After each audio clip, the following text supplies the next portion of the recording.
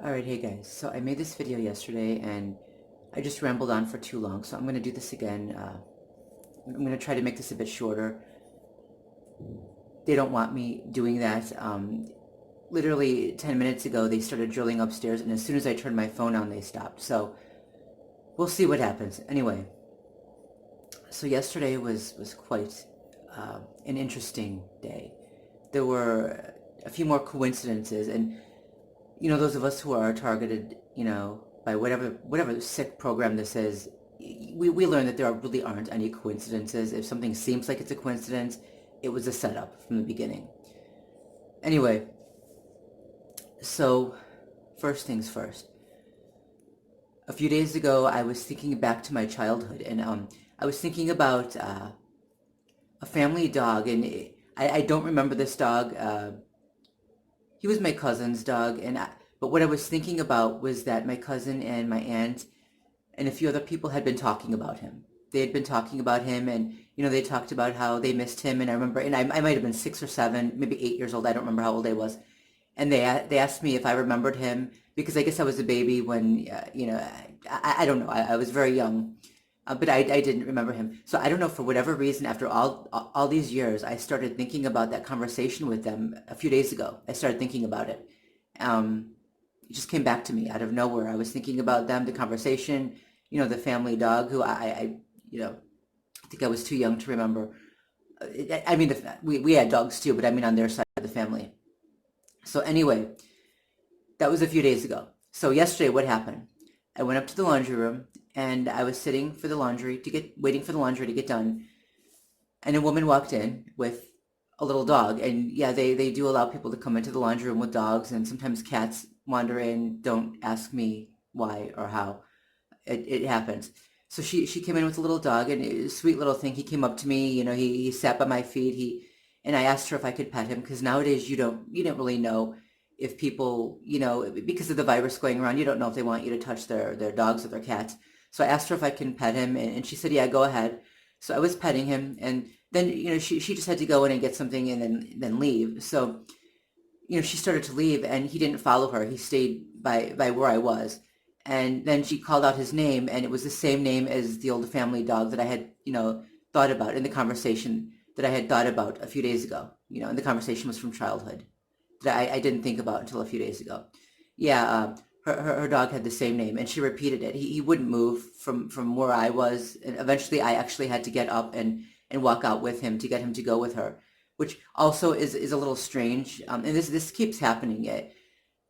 Typically, when I'm in the laundry room, a woman will come in, different women, different dogs, and the dog will come up to me and he'll be really friendly. He'll act like he knows me, like we know each other, and he'll be really friendly, and he won't leave. He won't leave until I actually get up and walk him out, to where his owner is.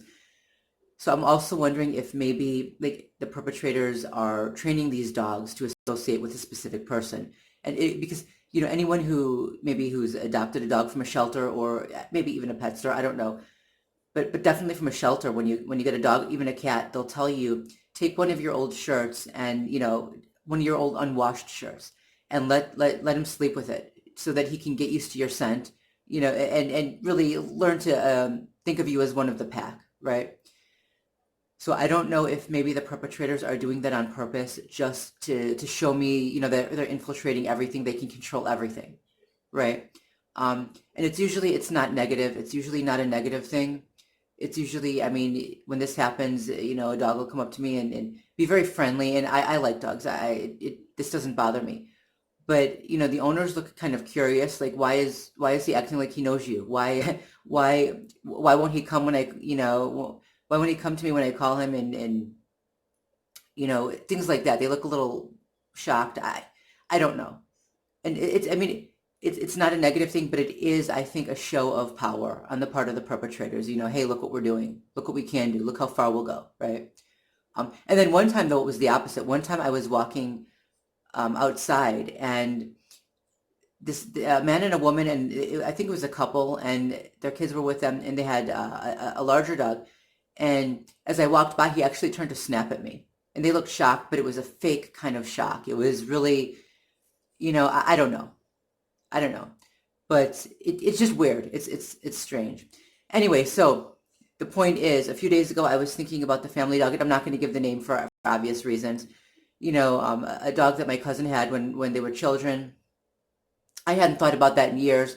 Then yesterday in the laundry room, a woman came up and, her dog ran right up to me as if we knew each other. And then when she called him to leave, he wouldn't. And she called him again by his name. And it was the same name as the family dog that I had been thinking about, that I hadn't thought about for so long, that I just thought about a few days ago. Okay, so that's one coincidence. Fast forward. So last night, um, here's what happened. So my mom wanted to order a few things. She needed some supplies. So I actually ordered it for her. And of course the building is still, taking everything when it comes in and going through it and sanitizing it. And of course I re-sanitize it when we bring it back up here. But so they called me to let me know that this stuff was down there, and I went down there, and there were a few items sitting on the cart that they had. They have carts now that they keep everything on for us until we get there. And but it wasn't, half the stuff wasn't there. And I said, well, where's the rest of our stuff? And she said, here it is. And I said, but that's not all of it. And she says, yes, it is.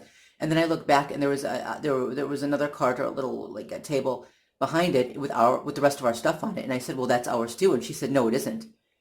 And she was a bit hostile. And I said, yes, it is. And then I started telling her some of the things we ordered, so that she would know that was ours. She can look in the, I mean, she was obviously the one, she had already looked through it, but she can look again. If she, obviously, if she knows the items, if she knows that I know what items are in there, if it's in a bag, a closed bag, that she had closed, how would I know that if I hadn't ordered it, right? And I told her that is ours, we ordered it. And she was just arguing with me. She was arguing with me. And then another woman came who also works here, and she said, hang on, let me take a look at this. And she looked at the receipt that was sitting on the table, which had our name on it and all of the items. And then she said, wait a minute, maybe this is theirs. And they then started talking amongst themselves and going through the stuff again, taking it out, going through it again. And they blamed the delivery guy. Yeah, they blamed him. They said he screwed up. I don't know what he could possibly have done to screw up that way. Maybe he did. I don't know. It's just something I don't comprehend. But I don't think that's the case. I think this was a setup to create more stress, more of a hassle, and to keep me there for a little bit longer, right? To waste my time and to keep me there for a little bit longer. And the reason is, here's why. As I was dealing with all of this garbage, two guys walked out from a back room. Now, one of them, I somewhat know him. He's a perpetrator. Now, let me be very clear. He's never been mean. Okay, he's never been nasty. He's always been rather nice. But I've seen him with other perpetrators. He has made certain gestures and certain comments, and he's clearly one of them. He's clearly working with them. Now, I haven't seen him in months. I haven't thought about him in months until a few days ago. Again, a few days ago. And this time I actually spoke it out loud. With the dog incident, that was weird because I never even spoke it out loud. I just thought it. But in this case, a few days ago, I thought about this guy, and I did ask my mother, have you seen this guy around lately? And, I described him and his name. And I said, I haven't seen him in months. I wonder if he's still working here. I wonder if he's even still working with the perpetrators. And then I said to myself regarding him, though, and I said it out loud. I said his name, and I said, to him, but to myself, I said, you don't seem like a bad guy at all. When I look at you, when I look in your eyes, I don't see an evil man. How can you go along with something like this? And I was thinking, well, people have always gone along with something like this. Ordinary people have always gone along with extraordinarily evil acts, right? If you look at all of the crimes against humanity from the Holocaust and, just everything. And then after that, MK Ultra and COINTELPRO and even well, not even, but especially the war against anti-communists in East Germany, waged by the communists, by the Stasi. Ordinary people went along with that. Okay? Ordinary people, most of them were not extraordinarily evil monsters. They were ordinary people who committed horrific acts of cruelty against their fellow human beings because someone with authority told them to, because someone with authority told them that it was good and just. They went along with it. This is nothing new. And I was thinking all of this, I was thinking about all of this a few days ago, out of nowhere. And so then yesterday, out of nowhere, after months, he walks by. And, that's what they were waiting for, just to show me that they're still here. They're still listening to what we're saying in the apartment. They're still gonna, give us these little, put on these little shows and give us these little signs that they know what we've said in the apartment. And it's just a show of power. And it's a pathetic show of power at that. They're in a massive group, and it's like stepping on an ant. And they actually feel special for doing this.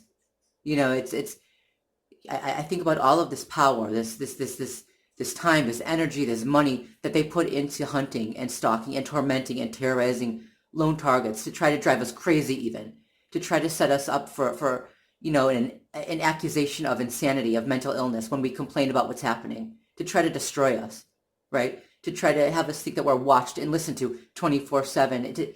The smear campaigns and the pounding on the walls and running away, the slamming on our door, knocking on a door and running off, everything, coming in when we're not here. Well, now one of us is here at all times, but coming in when we're not here and leaving a window open, or taking food out of the fridge and leaving it there just so that we know they were there. The conquering, but it's conquering an ant. It's pathetic.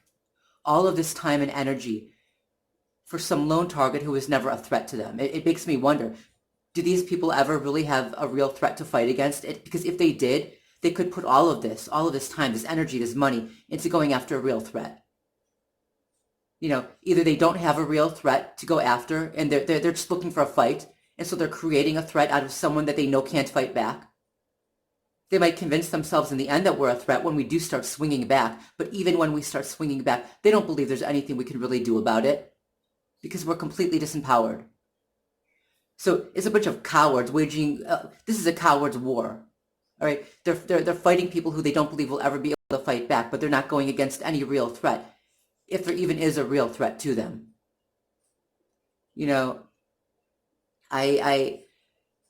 It's frightening. It's frightening because, especially with the laws that exist now, where anybody can be added to a so-called terror list, right? And then not given a chance to defend themselves, right? And that one act, and this is how you know someone is probably innocent, not necessarily, but probably innocent. They're not given a chance to defend themselves. They're not given a chance to speak on their own behalf, right? Anyone who's accused of something but isn't allowed to defend is probably innocent.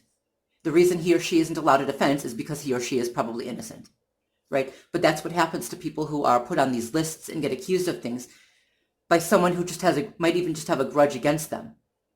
The masses are then dragged into this war against the target, and the masses are led to believe that the target is, I don't know, a terrorist or a foreign agent or God knows what, right? And they go along with it without question. Okay, it becomes almost a vigilante type mob justice, injustice really, where the masses go along with an attack on the target without hearing the target's side. And when the target begins to break down, well, of course the target is made to appear crazy.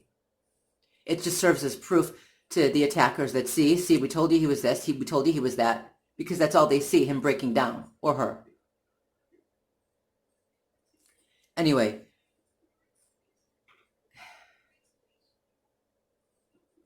this is, I don't know if you can hear it, but they scratched a little bit on the ceiling. This is turning into a longer video than I intended. The last one was like 20 something minutes. I didn't intend it to be that long. I forgot what I was going to say. Anyway, coincidences. There's no such thing in our world. It's all a setup.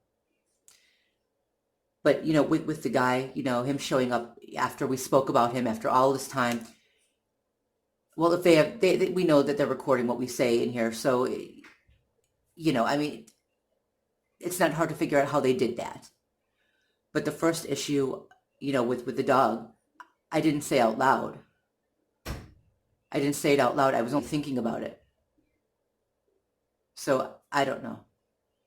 I don't want this to get too crazy because people don't want to believe that I think people would rather believe that we're crazy, or maybe that we deserve what's happening to us, than to accept the fact that something horrible is happening. Horrible, unjust, and they probably have went along with it. Two, they don't want to feel obligated to do something about it. So they just would rather believe whatever allows them to do nothing, or if they've gone along with it, to continue going along with it. You know, so when I talk about this, I don't usually talk about the things that really sound crazy. And even what the majority of us talk about now, a lot of people don't believe, even though it's entirely possible. These crimes, this type of warfare has been waged in the past. Of course, it's possible. You know, even without the technology that allows these people to. Yeah, I'm not going to go there. It's hard because I'm trying not to sound crazy enough to the point where everything I say will be discredited, right? Because people will usually believe all or nothing of a statement. So, you know, if someone, it doesn't matter how legitimate a certain part of the statement is, if something else that's illegitimate is included, people will tend to discredit the entire thing, or they'll believe the entire thing, one of the two. With us, because they don't want to believe that what we're saying is true, so they're not going to. Plus, you know, once you're already demonized, you're already looked at as if you're a bad seed. People are looking for that in you, right? They're going to accuse you. You know, any move you make is going to be twisted into something negative. Everything you say is going to be twisted into something negative because they're looking for something negative in you. You know, something about your actions, your behavior, what you say, what you do. They're looking to be able to condemn you with the pack, with the group, with the herd. So it makes it even more likely that we're going to be believed. But anyway, this is getting too long. I just wanted to document what was happening, and that's what was happening. Peace.